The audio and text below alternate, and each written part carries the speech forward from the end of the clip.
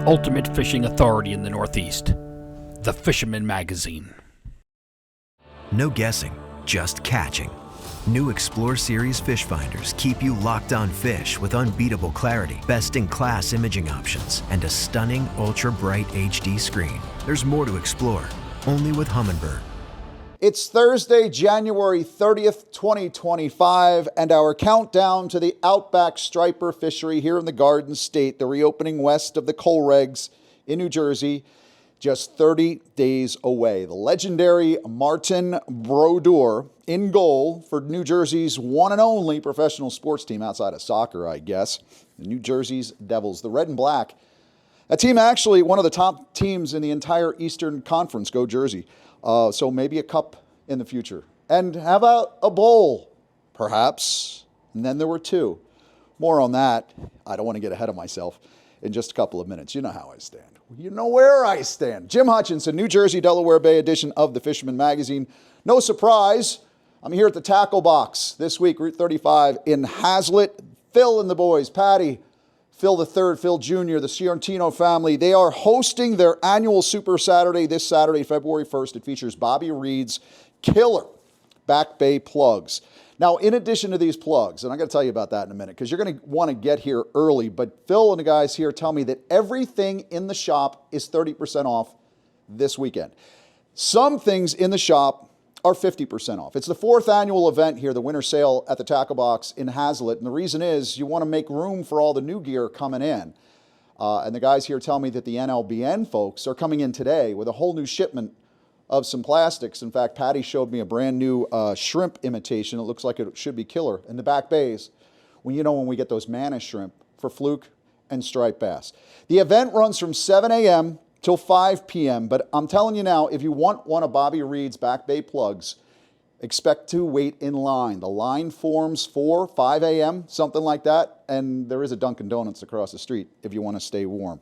But get here early if you want to line up to get in here. That is the sale and the special deal with Back Bay plugs. Now, we have some upcoming events, other events to tell you about, where I'll be on Saturday, not far from here, actually.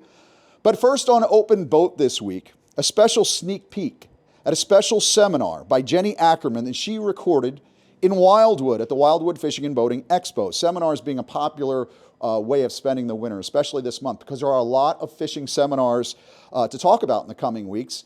The Fisherman magazine is putting them together for the New Jersey Boat Sale and Expo, the Philadelphia Fishing Show, and also the Atlantic City Boat Show. So we'll talk about that more in the coming weeks. But first, let's take a look at Jenny's online presentation, How to Fluke Fish. Hey everyone, on this week's Open Boat, we're doing something a little bit different. It's the winter time and there's a ton of shows going on. And of course, with shows come seminars. I've already done a couple seminars this winter season, and I know that a lot of you guys, either you can't make it, you're not local and want to see them. So I did record a bunch of seminars for you.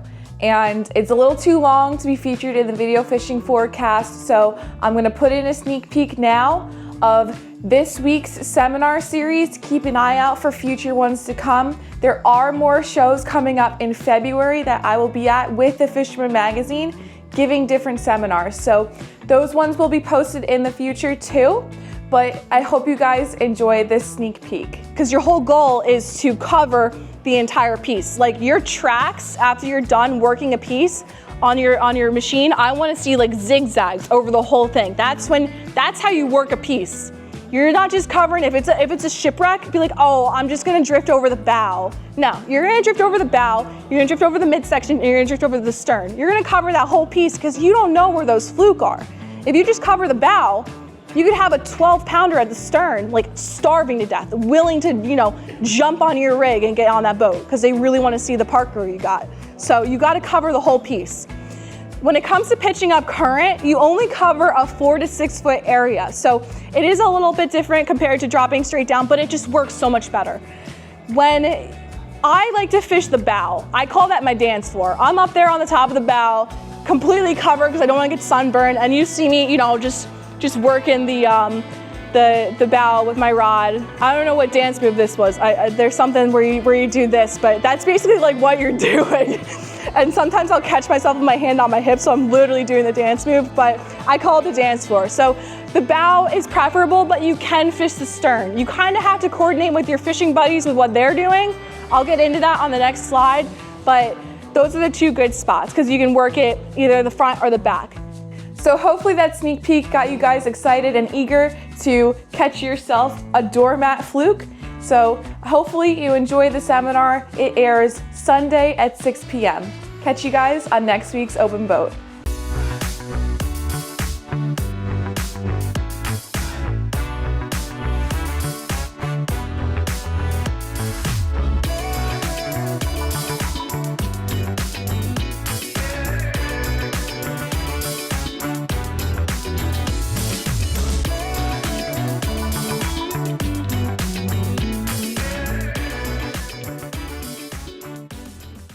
Hey, it's Ray from Grumpy's Tackle in Seaside. Very sad Ray here today. If you enjoyed the clip, be sure to check out next week's fishing report forecast here at the Fisherman when Jenny showcases Ladies' Night presentation she did here at the shop a few weeks back. Report-wise here in Ocean County, sad. Very sad. Slow fishing. As you can see, I'm wearing an Eagles jersey. I lost my bet here at Grumpy's Tackle to Jim Hutchinson. But when it comes to the fishing, there's really nothing to report. Still a lot of ice on the bay. We do have a few guys catching white perch out there. Here's Jim.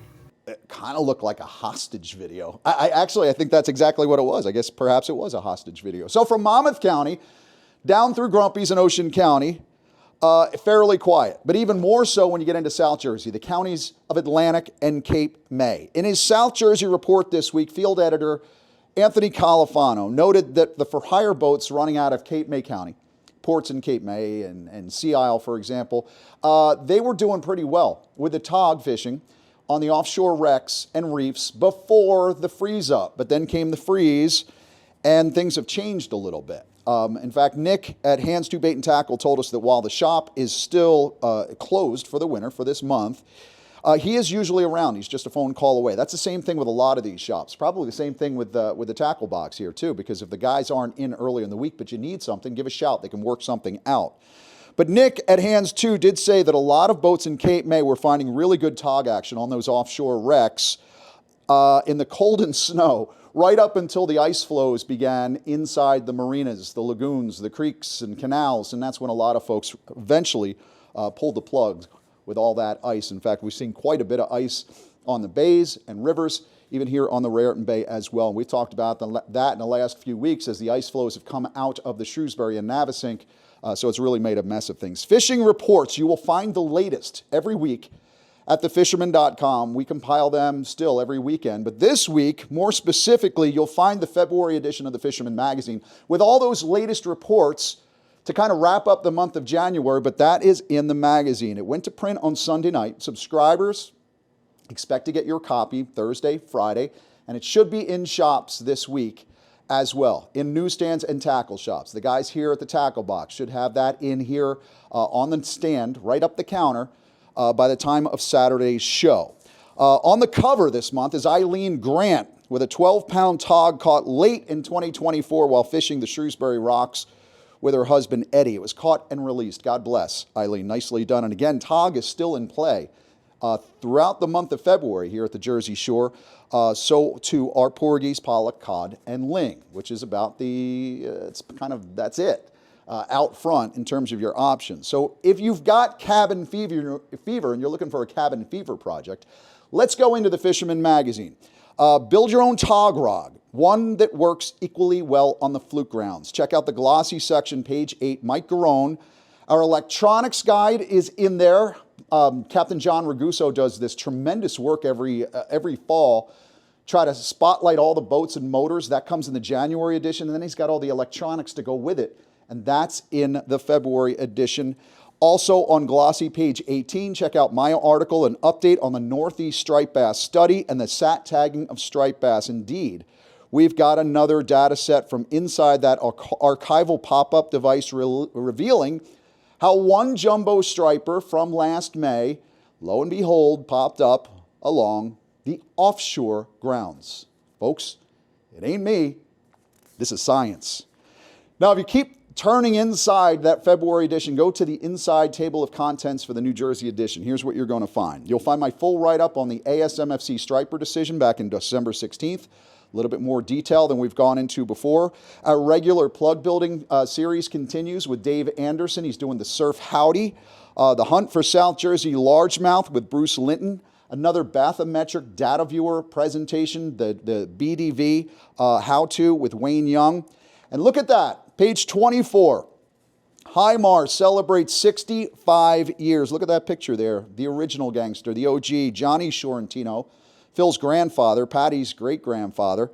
And a look at what Hymar has done over that wonderful 65-year history here at the Jersey Shore. Inside that February edition of the Fisherman magazine, you'll also find more in terms of the fisheries management stuff that we've been talking about the last several weeks. That's the NJDEP access issue, also the recreational reform initiative, because we've got deadlines. That's what it says on the cover. You've got deadlines coming up to submit your comments for both of those. It's coming up February 13th and February 15th, respectively. You'll also find our calendar of events. We talk about events every week, but you can get the full calendar for February. You might find it quite helpful as you're planning your weekends for the next month or so. This Saturday, for example, I'll be out at the Raritan Bay Saltwater Anglers Fishing Flea Market. That's from 8:30 a.m. until 2 p.m. This year it's being held at St. John Vianney Parish at 420 Inman Avenue. That's up in Colonia. Admission is $5. Kids 12 and under admitted free. Visit RaritanBayAnglersFishingClub.com. Now, when you stop by and get your new or renewing subscription, I'll also hook you up with a set of Danco pliers. It's our gift to you for subscribing. New or renewing, I don't care, but I hope to see you out there on Saturday. A little farther north, on Sunday, February 2nd, you have the Saltwater Anglers of Bergen County. They're hosting their annual flea market. That's from 8:30 a.m. to 2 p.m. at the Hasbrook Heights Hilton. It's $5 for adults. Kids under 10 are admitted free. Contact Don Lose, 201-832-1298 if you want some details on that. Fisherman won't be there, but there are loads of other vendors who will be. Also in North Jersey this Sunday, February 2nd, Tackle World in Rochelle Park. They're hosting their Customer Appreciation Day. They've got seminars by Daiwa Pro Staffer Richard Bazzari and Shimano Pro Staff Captains Alan Lee and Erwin Heinrich, two of the nicest people I have ever fished with. It's limited space for this special seminar presentation on Sunday, so give the folks at Jigging World and Tackle World a call. It's Tackle World, the shop, Jigging World, the great product, but give them a call, 201-587-0011. Also, I want to remind you, the Canyon Runners annual, it's the 25th annual actually, their annual offshore day in Atlantic City is coming up on February 9th. That goes from 9 a.m. till 5 p.m. Harrah's Resort in Atlantic City with seminars, free breakfast, amazing door prizes, over 30 vendors, everything you need to know about offshore fishing, everything. It is a detailed, comprehensive review. That's why tickets start at $125, though Adam LaRosa let me know this week that as of Wednesday, there's only about 50 tickets left. So you want to get in there, don't delay, call 732-272-4445, or you can always visit canyonrunner.com. A final reminder for you. You have until Friday to sign up for the Introductory Fisheries Science for Stakeholders course. You can just call it iFish. It's much easier. It's an online course. It's presented by the Rutgers Cooperative Extension. It runs from 6:30 to 9 p.m.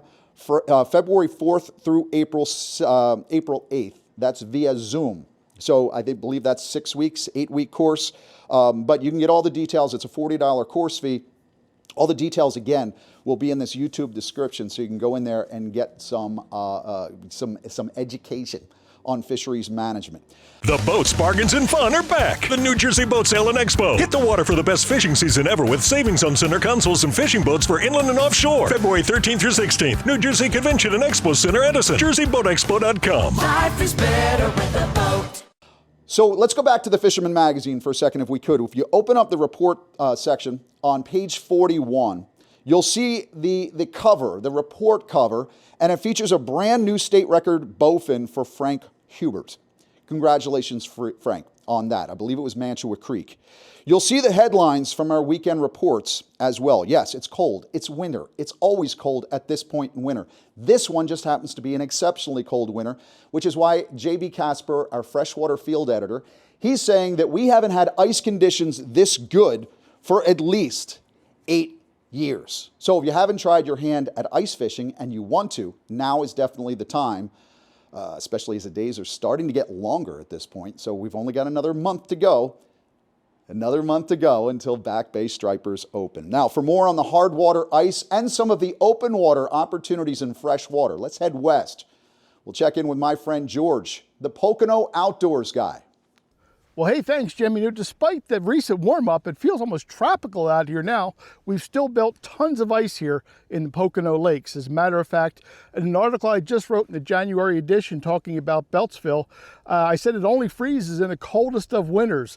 And sure enough, I was out scouting a little bit this weekend and found a couple guys out there drilling holes in the middle of the main lake. So it's got to get pretty cold to get that whole that lake frozen over, but it certainly was, and lots of guys taking advantage of it. One of the guys taking good advantage of that was my friend Josh Taylor. He was out on Beltsville as well, digging up some of those freshwater stripers, the true strain ones. They're abundant this time of year. If you can get down them, you just got to know the right spots to look, and they're always out there looking for food. So striper fishing is really good on Beltsville, even in the wintertime. Now, while we're talking about stripers up on Wallen Pompack, my good friend Will Grouper, he was out doing the same thing, finding a bunch of holes, getting himself some great stripers through the ice. I'll tell you, this time of year, it's fantastic to get a hold of a good old striper in these lakes. Now, over in New Jersey, we had Tom Lawrence check in. Well, he was up there in northern New Jersey checking out some of his little hot spots, actually finding some Atlantic salmon stocked in that area. We got to give New Jersey kudos for a great stocking program, much different than over here in Pennsylvania. But speaking of Pennsylvania, my friend Eric Goodstall, he was down in Northampton County catching some of those brown trout in those open water streams as this water starts to warm up slightly. Guys, I think we're going to keep ice around for a few more days, maybe another week or so. We'll see how it goes, how the weather goes, but you might as well get out and get on them. But from Pennsylvania, I'm George, your Pocono Outdoors guy.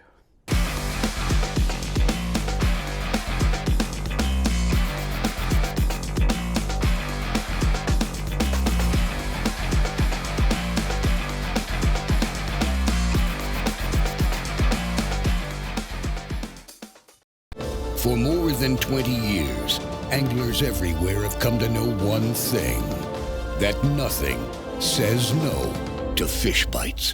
Of course, here at the Jersey Shore, you do still have some headboat options for sailing through the month of February this weekend. Take a look at the weather. It's a little bit windy today. It's going to be a little bit windy this weekend. But if you think out of Shark River Inlet and Manasquan Inlet in particular, you can check in with the folks at Fisherman's Den for what's sailing out of Belmar.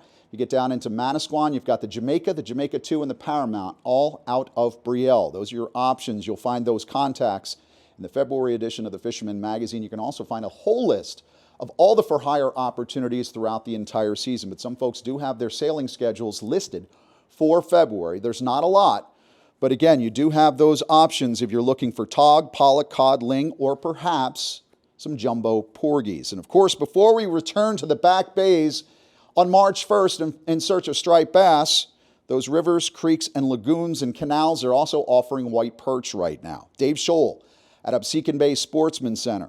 He showed off this slab this week somewhere down in South Jersey. And again, Dave's another one of those guys that if you're looking to get out, you might swing by Absecon Bay. There might not be anybody there. Call. Dave's available. And a lot of these shops, too. I mention them every week. I heard that the guys at the Bullet Hole Annex, they're trying to keep fresh bait in there for the ice fishermen, for guys fishing in the cold, for freshwater. You've got Akira at One Stop Bait and Tackle, Hook House Bait and Tackle. Also, of course, Dave at Absecon Bay. So you can still get those bloodworms this month, but a lot of times you have to call to check in to make sure when folks are open. Now, on the striper front, I'd remind you that the Atlantic States Marine Fisheries Commission will meet next week. It's our annual meeting. It's being held at the Crystal City Hotel down at Alexandria, Virginia, but you can log on online, asmfc.org. There's an online webinar if you want to sit in on that. But the ASMFC Striped Bass Management Board convenes on Tuesday, and it might be worth a look. regarding the 2026 assessment update, and also a look at any vote on the timelines in terms of what we're going to see this year for striper regulations that may in fact impact us in 2026. By the way, some of you sat in on that Tuesday night meeting about that recreational reform initiative. I sat there. I know I counted about 40 different attendees from New Jersey. A lot of acronyms, of course, when you start talking this complex fisheries management stuff. OFLs, ACLs, RHL, ACT, ION, action.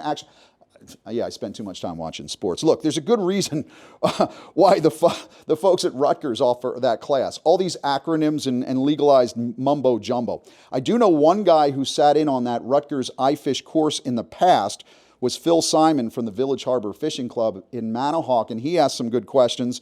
But he also said option C from this presentation the other night appeared to be, quote, more uniform approach to dealing with accountability measures. What are accountability measures? Well, they're the acronym AMs. It's also called payback. It was something that was written into the federal law back in 2007 that said recreational fishermen need to be more accountable. So if the recreational data collection, the Marine Recreational Information Program, or MRIP, shows that the recreational community effort was way above board and it was crazy and we caught too many fish, well, the government wants to take that back out of us. So if that came back with a higher than expected recreational harvest one year, then the government wants to take a percentage cut off of next year's quota. So it actually gets to the point where you can never get back to the principal because you're always paying off the interest. You know what that's like. A lot of questions from members of the public on Tuesday night. TJ Karbowski of Rock and Roll Fishing Charters out of Connecticut asked about sea bass being twice the rebuild level. He asked, quote, so where's the option for providing more days of sea bass fishing? ASMFC's response was pretty much that these are the options. Take what you can get. I don't know. Another guy from Connecticut, Gary Mickus, he asked why he had to be in a meeting with all these people from New Jersey. Trust me, Cap, sitting and listening to all this political fisheries mumbo jumbo, it wasn't a cup of tea for us Jersey guys either. No one likes us. We don't care. New Jersey's Doug Taylor brought up great points about biomass, cycles, and relationships between various species. You know, Newton's law. It kind of stuff says every action has an equal opposite reaction. Well, government agencies don't see it that way when they're managing fish. There's no such thing as Newton's law. So you might have cutbacks on this fishery this year, but nothing over on this one this year because all the pressure is going to go over here. And then you're going to have cutbacks in the future. You take a few pounds here, it doesn't really impact the pile over there. That's what the government says. That's why this complex recreational reform initiative was established. I can't help but think of it this way. If you sat in on the Tuesday meeting, you know what I'm talking about. Folks don't like to go to all these meetings because of all these acronyms and this technical talk. So I'm texting with several friends during this meeting, and they're like, what can we do about this? All this government fish speak and the acronyms and the jargon. ASMFC and the council, I said, we need to do a better job, or the council needs to do a better job, the commission needs to do a better job of trying to simplify some of this information, break it down into easy to digest terms and language that common anglers understand. So a friend of mine is pretty good friends with Joe Pesci, right? So I always thought, and I was nagging him about this years ago, I was like, you know, it'd be great is we can get Joe Pesci in character to go to one of these meetings and give our position, or perhaps ask a few questions of the bureaucrats, you know, in a Jersey way. I always kind of thought that would be funny. Yeah, I know you're tired of me droning on about this fisheries management stuff, so no more drones. Speaking of which, if you follow me on Instagram, you might have seen my blathering idiot presentation back on December 16th of a drone flying overhead. That thing got almost 400,000 views. And folks, it was just a joke. Drone hysteria was not very funny at the time. But the drones over New Jersey were research drones. That's what the president said this week. Yes, President Trump, his press secretary said, look, we got to the bottom of the drones. They were Federal Aviation Administration drones, the FAA. So, drones over New Jersey. Why didn't the FAA admit that they were authorized drone flights when they were happening? So the Asbury Park Press this week, Wednesday, asked the same question.